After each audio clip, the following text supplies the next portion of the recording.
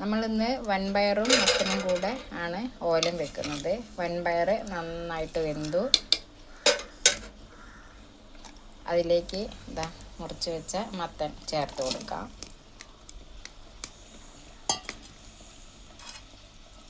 ഒരു 3 പച്ചമുളകും കൂടെ നടു കീറിയിട്ട് അതും കൂടെ ചേർക്കാം.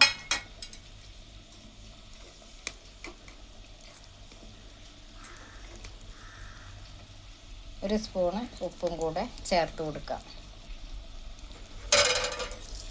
നന്നായിട്ടൊന്ന് മിക്സ് ചെയ്ത് ഒന്ന് വേവട്ടെ.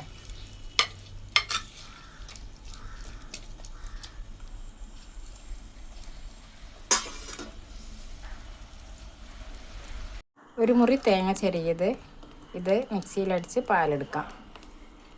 കഷ്ണങ്ങളൊക്കെ നന്നായിട്ട് വെന്തു. നമുക്ക് തേങ്ങാപ്പാൽ ഒഴിക്കാം.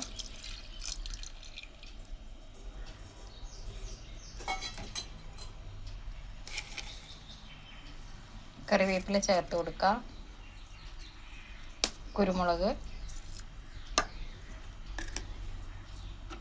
കുറച്ച് വെളിച്ചെണ്ണ,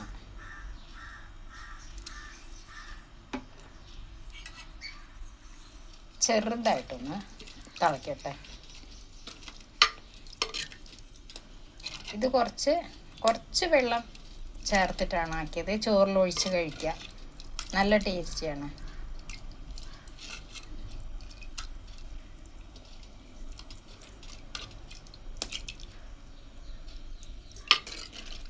നല്ല അടിപൊളി ടേസ്റ്റാണ്.